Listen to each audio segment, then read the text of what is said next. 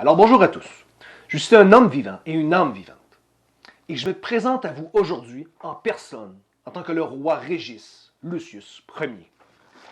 Je suis le créateur et le chef d'État d'un nouveau pays, d'une nouvelle nation qui s'appelle l'État de Taïos. Donc c'est pas tous les jours qu'on entend parler d'un nouveau pays, c'est assez spécial, et c'est ce qu'on va voir aujourd'hui. On va voir un peu le survol général des circonstances et de la raison et du pourquoi de la création de cet État. Donc, essentiellement, ce qui est en train de se passer dans le monde, c'est qu'il y a une augmentation de la tyrannie dans les pays dans le monde. On est en progression. Vraiment, la noirceur ou l'obscurité grandit de plus en plus rapidement. Et ce qui se passe, c'est que les pays utilisent de plus en plus de persécutions pour atteindre leurs buts qui sont parfois relativement incompréhensibles ou inconnus. Une particularité de nos temps aussi, c'est que la corruption ou la persécution, la tyrannie, est en train de se synchroniser à tous les pays dans le monde entier en même temps. Ce n'est pas parfaitement perceptible aujourd'hui, mais il y a certainement une tendance accélérée d'égalisation de tous les pays dans le monde où ils semblent se synchroniser pour s'assurer que la tyrannie devienne universelle sur Terre. Et c'est un problème, et on va en revenir, mais ça fait qu'il n'y a presque plus d'endroits sécures où se sauver de cette persécution. Alors, un des problèmes les plus majeurs de nos temps, c'est que les pays sont rendus trop gros. Bon, pensons-y, anciennement, un pays, une nation, bon, c'était souvent un village ou une communauté, soi-disant petite ou raisonnablement petite. Mais maintenant, dans nos temps, on est rendu avec des pays à millions. Même des centaines de millions, c'est pas si rare, puis il y en a des plus gros que ça. Alors, les pays sont gigantesques. Et le problème qui vient avec ça, c'est que, bon, les pays, les États, ont souvent un but, un objectif, une ligne directrice unique dans laquelle ils vont, les partis, ils choisissent, donc ils ont un but. Et quand on a des millions de citoyens, mais c'est assuré que quand un pays a un objectif unique, bien, il y a certaines portions de ces citoyens qui vont être satisfaits de cette direction du pays. Bon, parfait.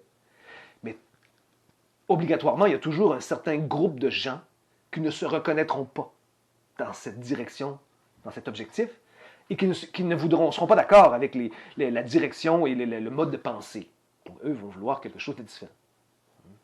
Bon, ça a toujours existé. Anciennement, la plupart du temps, peut-être pas toujours, mais la plupart du temps, les gens étaient, ceux qui n'étaient pas d'accord avec cet objectif-là, qui voulaient vivre différemment, mais étaient souvent respectés là-dedans. Il y avait juste à prendre du recul, puis vivre à leur manière, puis sans trop déranger. Voilà.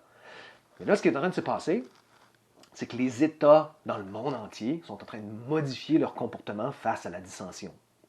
Et ce qui est en train d'arriver, c'est que là, maintenant, les pays sont en train de vouloir imposer leur vision de manière de plus en plus agressive, avec l'utilisation de plus en plus de violence. C'est rendu maintenant que des gens qui ne pensent pas comme l'État, ou qui ne sont pas d'accord avec l'État, au lieu de se faire laisser en paix, là, ce qui arrive, c'est qu'ils se font agresser. L'État va après eux, et là, l'État use de persécution pour les attaquer et les punir pour simplement ne pas être d'accord avec la vision unique de l'État. Et ça, c'est un problème majeur. Et c'est ça qui est en train d'arriver. Et je l'ai vécu, je vais y revenir rapidement.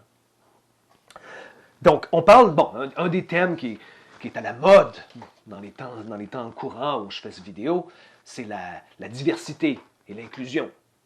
C'est important, la diversité et l'inclusion, c'est beau, c'est bon. Eh bien oui, il faut respecter les autres, on est d'accord. Sauf que la manière dont c'est implémenté est malhonnête.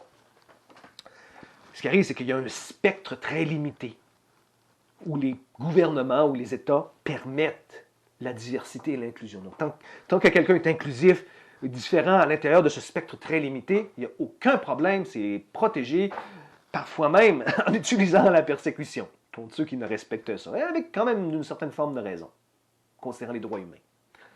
Le problème, c'est que ce spectre est très limité, c'est que lorsque quelqu'un commence à avoir une croyance alternative, une neurodiversité, qui est pourtant tant voulue, si c'est à l'extérieur de ce spectre très limité permis, mais tout d'un coup, ce n'est plus acceptable. tout d'un coup, ça mérite une punition, une persécution, et c'est ce qui est en train de se passer. Un exemple, parmi tant d'autres, si des familles ne veulent pas un but précis ou l'objectif unique de l'État, veulent que leurs enfants ne grandissent différemment, ou qu'à l'école, ils apprennent des choses différentes, donc ils font l'école à la maison pour enseigner à leurs enfants une croyance alternative, sans déranger personne. Eh bien là, l'État intervient et peut détruire les familles, kidnapper les enfants, punir, envoyer en prison. Qu'est-ce qui vient après? Les goulags? Les camps de concentration? Ça s'est vu, ça, dans l'histoire. On est en train de progresser vers ça.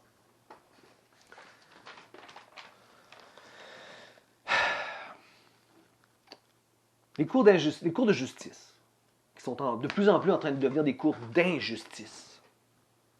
Donc, la théorie d'une cour, quand on l'apprend depuis tout le début, c'est une cour de justice, est impartiale, elle est juste, elle va prendre les faits de tous les côtés, et va juger de manière juste et impartiale pour aller atteindre le jugement qui représente ce qui est juste dans la situation, peu importe la politique autour de ça. C'est la théorie.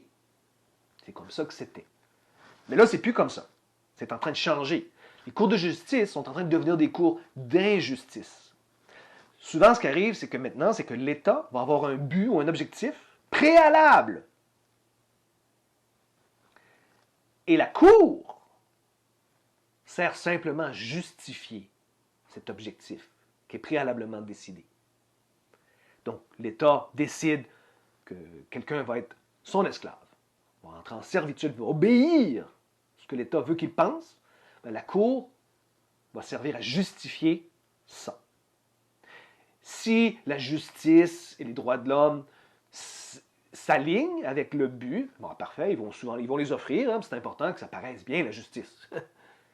Mais si la justice et les droits de l'homme d'appliquer ou d'offrir ces droits-là, donneraient un jugement qui ne va pas dans le sens que l'État voudrait, alors là, ils vont le rejeter, ils vont le renier, ils vont l'ignorer. Même si les personnes dans les causes demandent explicitement les droits, les cours vont les ignorer. Ils vont user de persécution, même de fraude, pour éviter de donner ces droits, pour justifier le jugement qui justifie ce que l'État veut accomplir. C'est plus de la justice, ça. C'est en train de se passer, je l'ai vu de mes yeux vus, je vais y revenir un petit peu après. Dans ce système-là, ce qui se passe, c'est que tu as des gens justes, des gens bons, des bons gens, qui se font persécuter, qui se font détruire. Il y a des bonnes familles, des enfants qui sont bien élevés, qui se font détruire, des enfants se font kidnapper. Tout simplement parce que les familles ne pensent pas exactement comme l'État. Ça s'est vu dans d'autres pays, ça, dans l'histoire. Jusqu'à penser à l'Union soviétique, parmi tant d'autres. Des bonnes familles, juste parce que un parent disait que peut-être que le gouvernement devrait agir différemment. Boum! Envoyé au goulag, les enfants enlevés. Oh, la mauvaise religion, enlevé au goulag, les enfants retirés. Les parents ne peuvent plus parler à leurs enfants pour le reste de leur vie. C'est toutes des choses qui se sont vues, ça. Morts dans les camps de concentration. C'est en train de se passer aujourd'hui. Ça se passe ici. Et les médias n'en parlent pas parce que justement, ils semblent faire partie de cette corruption où ces aspects alternatifs du système ne doivent pas être communiqués à la majorité des gens. Et les gens ne savent pas. C'est en train de se passer. Donc l'obscurité augmente rapidement dans le monde. Les droits humains, comme j'ai mentionné, doivent être offerts. C'est la base de la justice, les droits humains. La justice fonctionne pour les hommes, les personnes dans le monde. Elle ne fonctionne pas pour les oiseaux.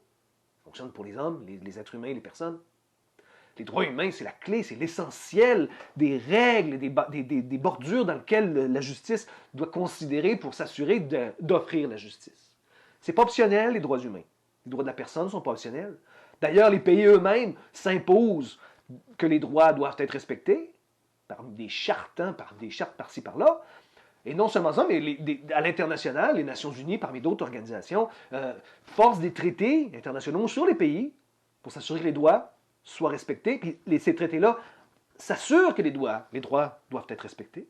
Les pays comme les gros pays sont signataires de ces traités-là, doivent appliquer ces droits-là. C'est essentiel, c'est même pas négociable. Et pourtant, les cours les refusent, même quand ils sont invoqués et demandés explicitement. Les gouvernements eux-mêmes, bon, OK, un gouvernement, ça fonctionne pour le bien de l'État, d'accord, mais aussi pour le bien de ses citoyens.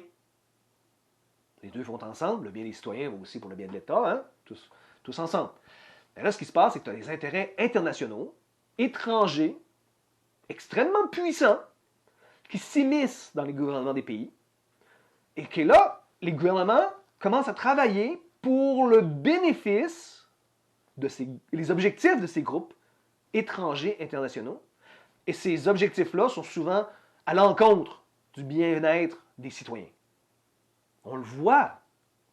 Ceux qui pensent moindrement, qui ont moindrement les yeux pour voir, voient bien que le gouvernement commence à agir, ils prennent des décisions, ils ont des objectifs qui ne semblent pas être au bien des citoyens, mais c'est souvent parce que ça vient d'intérêts internationaux.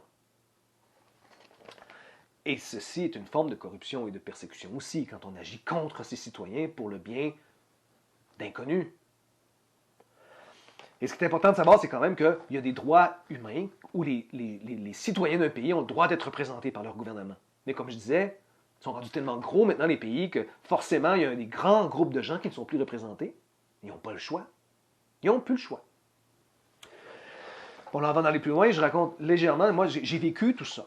Je l'ai vécu, je ne veux pas aller en trop de détails, c'est une très longue histoire que je résume, une histoire très courte. J'avais, moi, une famille très heureuse. On était simplement en train de déménager entre deux maisons. Puis la police d'un pays étranger, qui est ici le Canada, on ne fait pas partie de ce pays-là, eux ont décidé, sur de l'information fausse, ont décidé qu'ils pensaient trouver quelque chose qui n'existait pas. Ils ont envahi notre maison. Ils ont chambardé notre vie en espérant trouver quelque chose qui n'existait même pas, puis ils ne l'ont jamais trouvé. En faisant ça, quand ils ont vu qu'il y avait des enfants dans notre maison, ils ont appelé les services de protection de la jeunesse, là, la DPJ, et ces agents-là, étrangers, ont kidnappé nos enfants. Et c'est là qu'a commencé une histoire rocambolesque, extrêmement difficile, qui dure depuis maintenant plus d'1 an et qui n'est pas encore terminée. Ce qui se passe, c'est que pour ces groupes-là, comme la DPJ, et ainsi de suite, la police aussi, la vérité, ça ne les importe pas. La justice, ça ne les importe pas. Ce qui est important pour eux, c'est la soumission totale envers eux et ce qu'ils veulent. Alors, j'ai vu de mes yeux vus, ils vont jusqu'à mentir, des mensonges, les cours aussi, corruption, pour justifier le but qui est ultimement la servitude. Alors, ils veulent qu'on se plie à ce qu'eux veulent. Alors, on doit penser comme ils veulent, on doit faire ce qu'ils veulent. C'est une servitude totale. Bon, ce qui rend cette histoire-là un peu unique, c'est que moi, j'ai toujours eu un intérêt à la loi. Alors, j'apprenais un peu la loi informellement. Donc, je connais un peu plus de loi que la moyenne des gens. Alors, quand cette cause-là est arrivée, moi, je suis rentré dans les cours et j'ai tout de suite demandé mes droits. Sans exception. Tous mes droits. Donc, si les cours avaient été honnêtes, ils avaient offert ces droits-là, en regardant les faits et la loi, les cours auraient dû abdiquer, parce qu'ils n'avaient pas d'autorité. J'ai demandé qu'ils prouvent leur autorité, avec les droits, que le procès soit juste, impartial, public, parmi d'autres droits, parmi tous les autres droits. Et ce qui s'est passé, c'est que du point de vue de la DPJ et de ses agences, le fait que je me défende en loi, que je ne me soumette pas automatiquement, plutôt que je demande des preuves de droit et que je demande que mes droits soient respectés, que le procès soit juste, que les procédures soient justes, ça a fait de moi l'ennemi public numéro 1. Alors là, et eux, ça leur justifie la persécution. Du point de vue des cours, légal, ils se sont engagés en de la corruption, un déni de justice, une déprivation de droits, même de la fraude. J'ai tout essayé. Je suis allé dans les cours supérieures du Québec, je suis allé dans les cours supérieures du Canada, la Federal Court of Canada, plusieurs fois, dans plusieurs causes, pour demander des droits, pour demander à tous les coups, pour demander un exemple, un certiorari, qui est en fait un pourvoi en contrôle judiciaire, pour réviser la loi, réviser les faits. À tous les coups, les cours, les juges, les avocats, qui sont comme une petite mafia, qui travaillent ensemble, qui sont très corrompus, ont corrompu, se sont engagés en corruption, en fraude, pour systématiquement renier la justice. Parce qu'ils savaient très bien que s'ils faisaient juste réviser la loi et les faits, ils devraient reconnaître qu'ils ont tort et abdiquer. Mais l'État, comme je disais, les cours justifient le but de l'État. Et le but de l'État, c'est de maintenir son autorité et sa persécution, même s'il n'y a même pas le droit de le faire sur des étrangers. Et les cours ont corrompu, avec preuve ad nauseam, pour supporter cette autorité injuste, illégitime. Bon, donc dans cette histoire-là, là où ça devient intéressant, c'est parce que ça a duré plus d'1 an, et bon, je connaissais quand même la loi, il y a eu beaucoup de bizarreries, beaucoup de corruption, et ça m'a donné l'opportunité très rare et très spéciale de pouvoir me séparer du pays dans lequel j'étais déjà pas des citoyens, de se séparer du pays et d'invoquer ma souveraineté, qui a ensuite été reconnue par les États du Québec, du Canada et aussi la couronne, en droit du Canada, le roi Charles III. Et ils ont dû reconnaître, parce qu'ils n'étaient pas capables de le nier, et j'ai été capable d'aller chercher ma souveraineté en droit international. Et ça, c'est clé, parce qu'une fois avec la souveraineté, j'ai pu me recodifier en personne en tant que le roi Charles, le roi Régis Lucius Ier. Donc, je suis officiellement en personne un roi maintenant. Et avec cette personnalité-là, en tant que roi, j'ai pu créer un nouvel État, souverain en loi internationale, qui s'appelle l'État de Taos. Alors là, l'État est vrai, il existe en droit international. Et les pays, le Québec, les États du Québec, l'État du Canada, la couronne, ont tous été informés. Et le fait est maintenant un fait accompli, en droit international. Alors maintenant, il reste à bâtir le pays, mais nous avons la structure légale existante, réelle, pour se protéger. Les cours, le gouvernement est déjà actif, les cours de justice sont déjà actifs de l'État. On va tous y revenir à ça. Donc, moi, ce que je dis, c'est que dans la dernière année, avec toute cette enfer-là, j'ai été forgé dans les feux de l'enfer. Littéralement. J'ai souffert énormément, mais de cet enfer-là, des cendres des feux de l'enfer, de la douleur, est rené un phénix. Il y a eu une renaissance à travers tout ça, et dans cet enfer-là est née une solution nouvelle et unique, et c'est l'État de Taos. Bon, alors là, on a un État, je vais revenir. Donc, là, quand les gens, là, ce que j'ai mentionné au tout début, la tyrannie, l'obscurité, la noirceur est en croissance dans le monde. Et là, ce qui se passe, comme je disais, c'est que justement les États sont en synchronisation, en augmentation de la tyrannie, le manque de respect des droits. Vraiment, le monde, je pense que beaucoup de monde qui sont moindrement alertes à tout ça le savent que le monde est de plus en plus obscur, il y a de moins en moins d'espoir. Avant, dans l'ancien temps, quand un pays devenait tyrannique, souvent on pouvait, à moins d'être pris, mais sinon on pouvait s'échapper puis s'évader, se prendre refuge dans un autre pays. Ça, c'était souvent la meilleure solution. Mais là, ce qui se passe, tous les pays sont en train de s'équilibrer à être également tyranniques. Alors là, quelqu'un qui se sauve, va arriver dans un autre pays, puis il va avoir le même traitement. Sinon, oui, il va être extradié vers l'autre pays pour ensuite subir des punitions. C'est ça qui est en train de s'arriver. Puis là, le monde accélère vers ça. D'ici 2-3 ans, la tendance accélérante va faire que le monde va être complètement pris. Donc, il y a beaucoup de gens qui ne le savent peut-être pas encore, mais leurs options commencent à être très, très limitées. Donc, on ne peut plus se sauver dans d'autres États parce qu'ils sont tous en voie de devenir également méchants, obscurs. Bon, alors qu'est-ce qui reste aux gens? Là, les gens n'ont pas beaucoup de solutions. Quand les gens sont acculés au coin d'un mur, qu'est-ce qui reste? Il reste la solution que les gens connaissent, qui est l'insurrection. De se lever contre l'État. Malheureusement, je vous l'annonce, c'est une très mauvaise idée, c'est la pire idée de tous. Les gouvernements, les États adorent la rébellion, l'insurrection. Parce que c'est ce qui leur... À moins qu'elle soit ultime, et là, c'est vrai qu'ils se font renverser, mais autrement, ça donne aux États la justification d'utiliser la violence. Le Nouveau Testament a un proverbe qui dit, qui est celui qui vit de l'épée mourra de l'épée. Bon, c'est extrêmement sage, parce que c'est très vrai. Si quelqu'un utilise de violence, ça justifie l'utilisation de violence des autres parties. Alors là, quand quelqu'un s'insurge, quand un groupe de gens s'insurge, les États vont utiliser des violences, et malheureusement, les États sont extrêmement puissants de nos jours. Il y a l'année passée, au Canada, eux, ils ont eu le Freedom Convoy.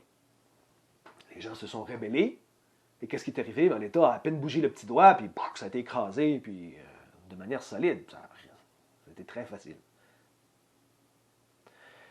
Les États, les pays de nos jours aussi, les plus grands États, plus anciens, ont des armées, ils ont des armes extrêmement puissantes, ils sont armés jusqu'aux dents, même avec des armes extrêmement puissantes, comme des bombes nucléaires, la Terre peut être explosée 1000 fois et plus. Donc, la violence n'est plus une option dans notre temps. Ne l'a jamais été d'ailleurs. Mais les gens, souvent, n'ont pas d'autre cours, alors ils s'insurgent, et plus la tyrannie va augmenter, plus ils vont être écrasés. Alors, ça n'a jamais été la solution. Donc là, les gens sont pris entre la chèvre et le chou, il n'y a plus d'options, ils sont mal pris, ils ne peuvent plus immigrer, puis ils ne peuvent pas user de rébellion. Et encore là, dans le futur, à mesure qu'on va avancer dans le temps, bien, la tyrannie a augmenté, la force des États, l'autorité des États, l'utilisation d'autorité va être de plus en plus présente, de plus en plus insistante, alors les gens vont être de plus en plus pris. Il n'y a plus de solution. Qu'est-ce que les gens peuvent faire? Bien, c'est justement là que l'État de Taïos intervient, comme possiblement une des dernières, sinon la dernière solution pour les gens dans le monde. Donc, encore une fois, bon, comme je disais, la violence n'est jamais une solution. Alors, l'État de Taïos est un État qui est créé selon les principes essentiels et fondamentaux de la justice, de l'honnêteté, de la liberté, le respect des droits humains, le respect des gens. Okay? C'est essentiel, vraiment essentiel. L'État de Taïos est un pays qui est, dans la loi internationale, internationalement neutre, et absolument pacifique. Ça, c'est extrêmement important. Comme je disais, la violence n'est jamais une option. De toute façon, même si quelqu'un l'essayait, un État l'essayait, ça serait en vain parce que les autres pays sont trop... Il n'y a pas de chance de gagner. Donc, Taïos est un État absolument pacifique, maintenant et pour toujours, et respecte ses États alliés, ses voisins. Absolument. Les respecte. Jamais Taïos en tant qu'État, ne va intervenir dans les territoires des autres pays, parce que c'est leur droit de faire ce qu'ils veulent. Mais en même temps, les autres pays ne peuvent pas intervenir dans le territoire de Taïos. Taïos est souverain. Ses propres lois, ses propres modes de vie, sa propre manière de vivre. Donc, Taïos offre la seule vraie solution. Un nouvel État, pacifique, mais souverain, où les gens peuvent venir vivre comme ils veulent. Et c'est pour ça que je l'ai créé, parce que j'ai souffert. Je l'ai souffert. Je souffre toujours de la corruption des cours. Des gens qui sont prêts à corrompre les idéaux de l'humanité. Pourquoi? Pour payer leur petite maison d'hypothèque? Pour leur petite vie, ils vont corrompre des générations. La liberté de gens pour des générations, c'est dégoûtant. Et moi, je ne suis pas d'accord avec ça. Et c'est pour ça que je me bats. C'est pour ça que je me bats. Je ne laisserai pas le monde tomber en obscurité et en perversion. Non. C'est pas vrai qu'à cause de moi, mes enfants ou les enfants de mes enfants, et les enfants de vos enfants, vivront dans la tyrannie et dans l'esclavage, possiblement éternel, avec toute la technologie que les pays ont maintenant. C'est pas impossible que ça soit éternel. Parce que j'ai rien fait? Non. Donc, j'ai créé Taïos pour être un brin de lumière, un éclat de lumière dans autrement un monde qui est de plus en plus obscur. Donc, les gens de Taïos vont pouvoir vivre librement dans un pays juste qui va les protéger. C'est très important. Les gens justes vont pouvoir vivre d'après leurs croyances. Tant qu'ils ne dérangent personne, tant qu'ils font mal à personne, personne ne va intervenir dans leurs croyances, dans leur liberté. C'est essentiel. Puis s'ils ont des problèmes, ils vont être assurés d'une justice juste et d'un gouvernement qui va travailler pour eux. C'est pas pour rien que l'État de Taïos, le drapeau, si vous le voyez, c'est un bouclier. Parce que c'est un bouclier qui protège ces gens. Et plus on est de gens, plus il va y avoir de citoyens de Taïos qui vont immigrer dans Taïos, bien, plus on est grand, plus on est beaucoup, plus on s'unit, plus on est fort. Et je mentionne toujours, quand je dis se battre fort, ça n'a rien à voir avec la violence. Je parle de juste être fort dans le sens d'agir pour maintenir et croître notre État, qui nous permet d'opérer dans le monde sous notre propre souveraineté. Bon, dans le fond, Taïos, on peut dire, c'est un peu comme la ville de Genève dans le temps de la persécution des protestants. Hein, si on regarde historiquement dans le temps, lorsque l'Angleterre commençait à persécuter les protestants pour leurs croyances qui n'étaient pas alignées avec l'État, est-ce que les protestants se sont évadés et se sont sauvés à Genève, qui était dans ce temps un État souverain. Et dans l'État de Genève, ils étaient en sécurité. Hein? Donc, c'est exactement ce que Taïos est de nos jours. Un État où les gens seront en sécurité, là où le reste du monde, possiblement, peut devenir tyrannique de manière assez sérieuse. Donc, en loi internationale, ce qui est important, c'est que tous les États sont égaux en loi internationale. Et c'est très important. C'est une des raisons de la fondation de Taïos, pourquoi je l'ai créé. Un pays avec beaucoup d'expérience, très gros, commercialement à succès, n'est pas plus important que l'État de Taïos en loi internationale. Et ça, c'est clé. Parce que si un pays devient tyrannique, avec ses cours d'injustice, persécute des gens, mais si ces gens sont liés avec Taïos, les cours de Taïos, de justice de Taïos, peuvent intervenir, parce qu'il se crée une connexion, je vais y revenir un petit peu plus tard, et intervenir et sauver les citoyens de Taïos de l'injustice. Bon, c'est quoi là j'ai parlé de tout ça, donc c'est quoi le rêve de Taïos? Ça a été créé exactement pour ça, un État qui va être de manière permanente loyal aux principes fondamentaux de la justice, de l'honnêteté, de la liberté. La liberté de penser, la liberté de vivre, la liberté des familles. On ne détruira pas des familles pour rien. Donc, protéger les gens qui sont justes, les bons gens ou les gens bons. C'est très important. On ne peut pas permettre que le monde ne respecte plus les gens dans leur liberté. La tyrannie médicale, peu importe sa forme, la tyrannie d'éducation, si les gens veulent vivre d'une manière, tant qu'ils respectent les autres, tant qu'ils ne dérangent personne, ils ont le droit de vivre comme ça. Et les droits humains s'appliquent. Et Taïos est un État qui va respecter ça. C'est clé, ça. C'est non négociable. Je vais m'en assurer. Donc, Taïos a été créé essentiellement pour être l'antithèse des pays obscurs. L'antithèse de la noirceur. Et donc, la lumière. Hein, le nom de Taïos, c'est moi qui l'ai choisi.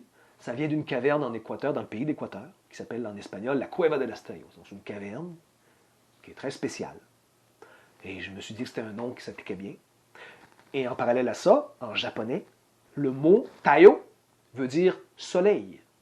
Et moi, je trouve ça magnifique, je trouve ça super parce que ça illustre parfaitement le contexte dans lequel Taïos a été créé. Hein. Si on a une journée, un jour, et la lumière décrépit, hein, la lumière pourrit ou se pervertit, se corrompt jusqu'à tomber en noirceur totale, la perte de lumière totale, hein, parallèle avec ce qui se passe dans le monde, bien le jour d'après, le soleil renaît et on a la promesse, on a l'espoir d'un jour nouveau, de la chaleur, de la lumière qui revient.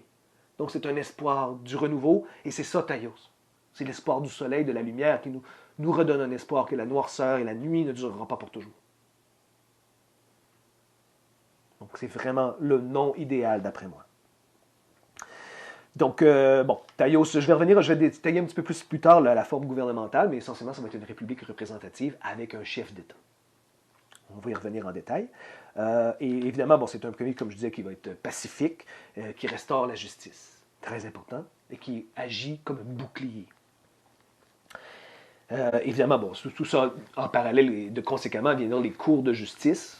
Hein, les tribunaux de justice de Taïos vont être particulièrement justes, et on va aussi y revenir plus tard. Et c'est un pays qui est, somme toute, pour les gens justes.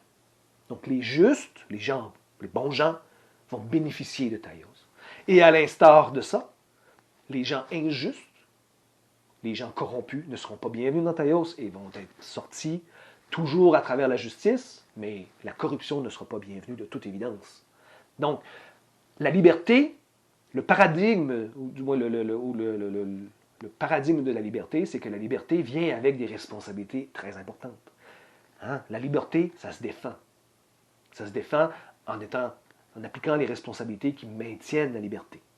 Et quand on corrompt ces principes, là, la liberté ne s'applique plus, on la perd parce elle ne maintient pas. Il faut travailler pour la liberté. Il y a un proverbe en anglais qui dit que la liberté n'a jamais été gratuite. Hein? Freedom was never free. C'est très sage, ça. Donc, à Taïos, on va l'appliquer. Donc, et bien sûr, Taïos, c'est un pays, je vais aussi discuter ces terres un peu plus tard, mais c'est un pays qui est tout nouveau, qui vient juste d'être créé. Légalement, en loi, il existe, en loi internationale, mais du point de vue structurel, tout est à faire.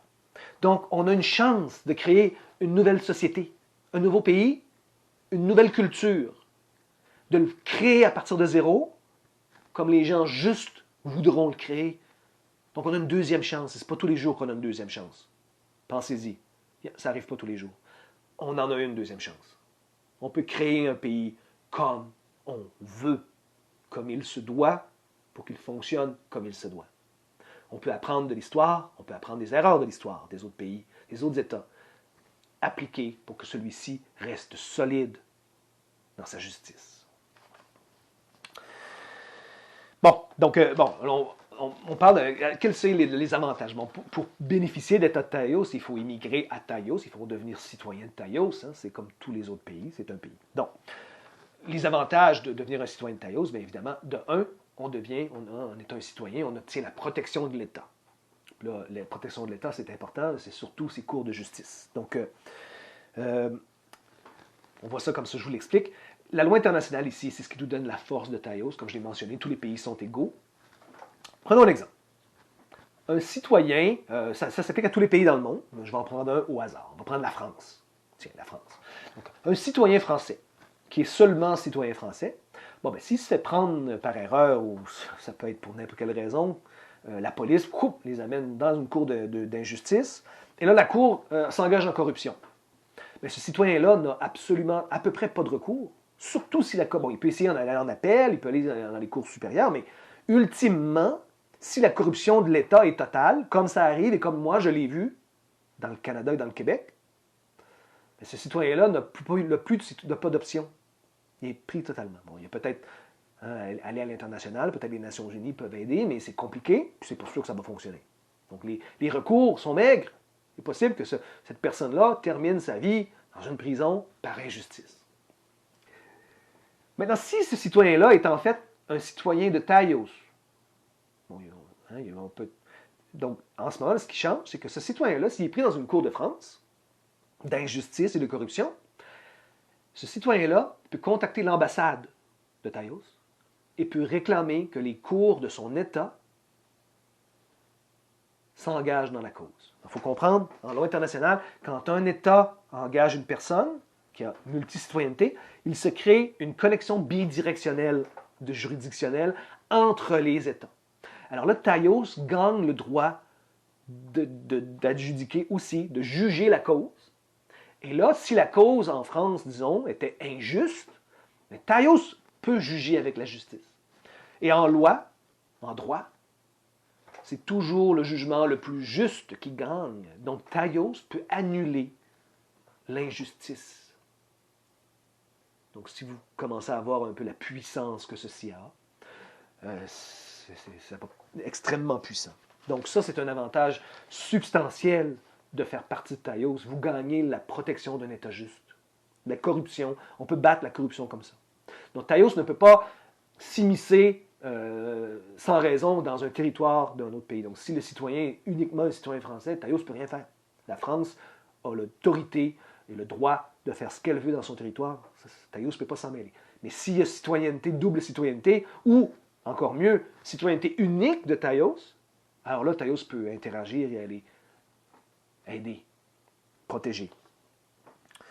Bon, comme j'ai mentionné, Taïos supporte la multicitoyenneté, donc une personne peut être citoyen de plusieurs pays et de Taïos, il n'y a pas de problème.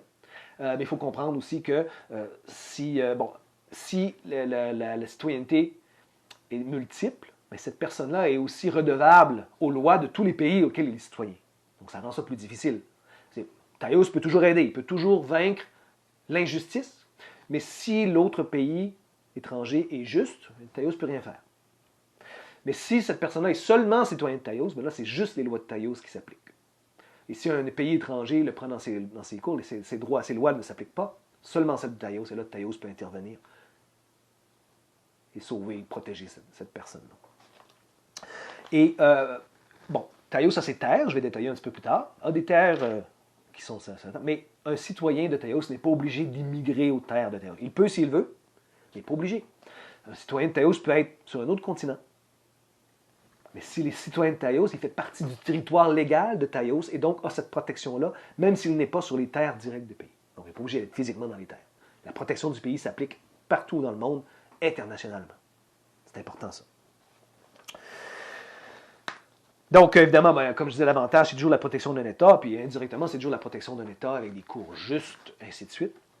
Protège les familles, protège les droits humains, protège les croyances. Très important. C'est un pays qui n'a pas de taxes. Il va peut-être avoir des dus à payer annuels, mais ce n'est pas des taxes en tant que telles. Et l'immigration en tant que telle est extrêmement facile. On a un site web, l'État a un site web, qui je vous recommande d'aller le visiter. Puis là, vous allez avoir des instructions, des détails, il va expliquer le pays, et aussi la méthode pour devenir citoyen, qui est extrêmement facile, en fait. Donc,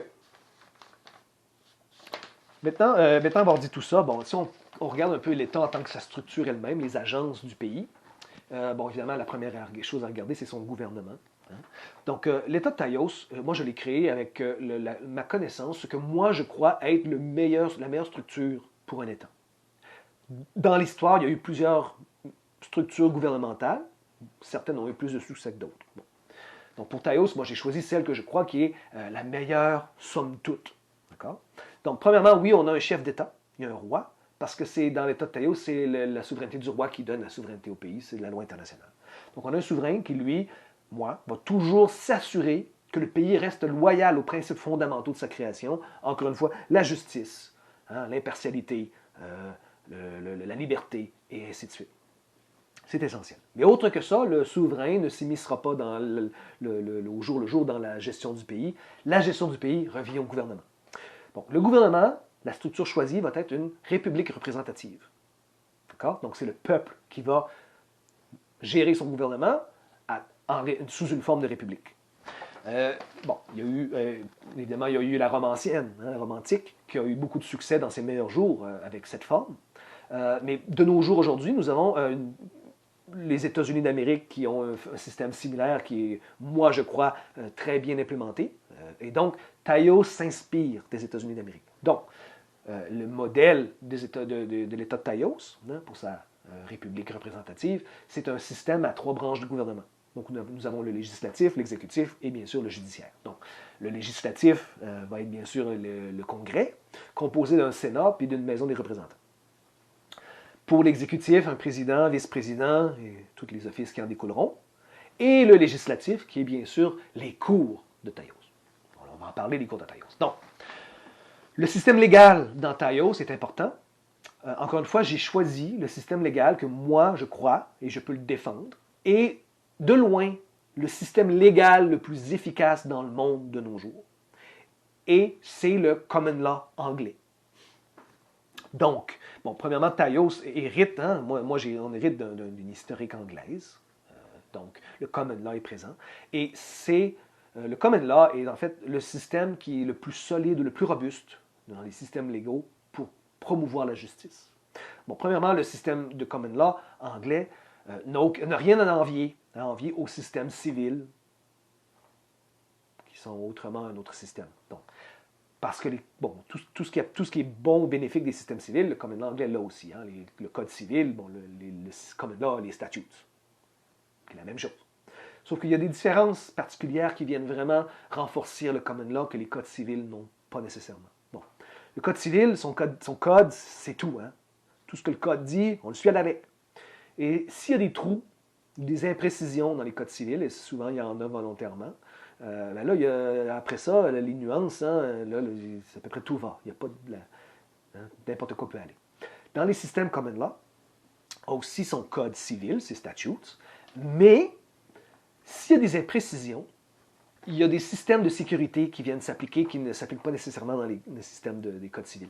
Bon, premièrement, il y a le case law, qui est la loi non dite. Ça, c'est très important parce que là, on peut se référer à des causes antérieures où la loi a été expliquée. Ça devient une protection très solide contre les injustices qui peuvent, un système qui se pervertit avec le temps, parce qu'on réfère toujours à la loi ancienne qui dit non, la loi dit. Et relié à ça, à la loi non dite, c'est que le common law fonctionne beaucoup par les maximes d'equity et les maximes de loi. Et ça, essentiellement, c'est la loi naturelle qu'on peut dire et on peut aussi appeler les lois de Dieu. Et donc, un système de justice, de common law, fonctionne toujours à travers la loi non dite qui est interprétée par les systèmes les maximes de loi et d'équité. Et c'est très important parce que si les codes ou les statutes ont des imprécisions, les juges n'ont pas la liberté de commencer à interpréter ça n'importe comment puis d'appliquer de l'injustice ou de la corruption. Non, toujours s'applique la loi naturelle qui, elle, est forcément très juste. Donc, le common law, et donc le système ou l'État de Taos va implémenter le common law anglais pour justement, et en plus d'insister fortement sur un système qui sera juste. Donc, des juges corrompus, des avocats, des juristes corrompus vont être punis très sévèrement dans l'État de Taos, extrêmement sévèrement, parce que ça ne sera pas permis. On ne pervertira pas notre État pour de la corruption. Ça n'arrivera pas. Bon, finalement aussi, nous allons avoir une constitution qui n'est pas encore créée. La raison pour ça, c'est que nous attendons que le plus d'immigrants arrivent dans Taos et nous attendons d'obtenir une masse critique qui nous permettra ensuite de débattre et d'établir une constitution qui représentera les gens, le peuple, les citoyens de notre État. Donc ça, reste à faire dans le futur, mais je peux déjà vous dire que ça va être fortement inspiré de la Constitution des États-Unis d'Amérique. Bon, elle n'est pas parfaite non plus, donc nous réviserons, nous prendrons le meilleur, nous laisserons le moins bon, nous l'appliquerons ou l'ajusterons au contexte de notre temps aujourd'hui, mais essentiellement, nous allons avoir une constitution qui va représenter, qui va protéger le peuple. Ça, c'est essentiel. Donc, c'est à venir. Donc, c'est ça. Et évidemment, bien sûr, comme pays, il y a tout le reste. Hein. Nous avons le système de police, il va nous falloir des policiers, il va nous falloir des médecins, il va nous falloir des professeurs, on va créer des écoles et tout. Mais bon, ceci, il faut comprendre. On a besoin de gens pour ça, on a besoin de gens. Donc, Taos a aussi son territoire, comme j'ai mentionné, mais aussi ses terres.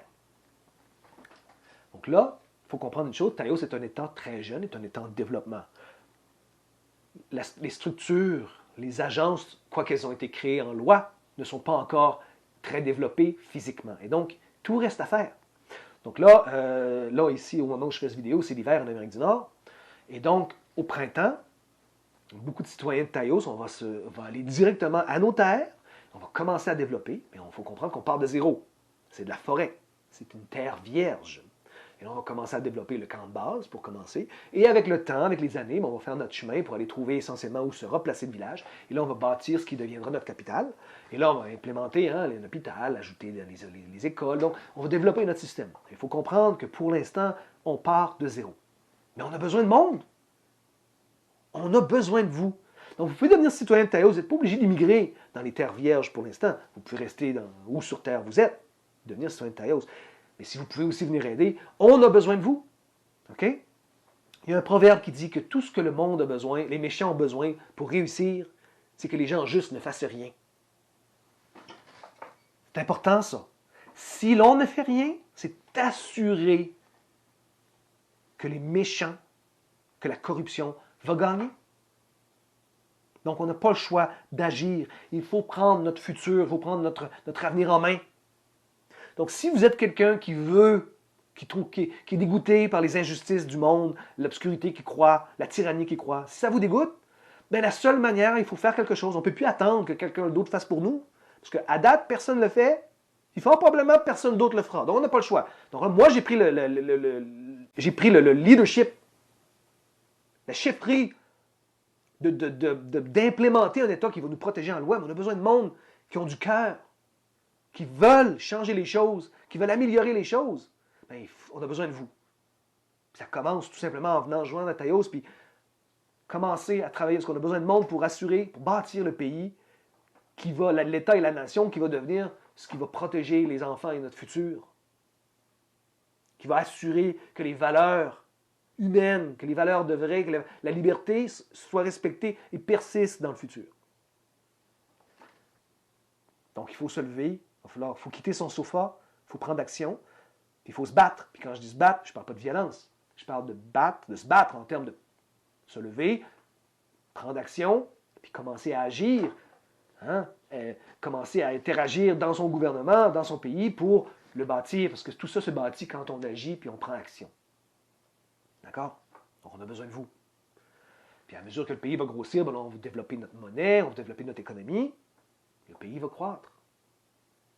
Et ça commence avec les gens. Donc on a déjà des citoyens, mais on a besoin de plus. On a besoin de plus de monde.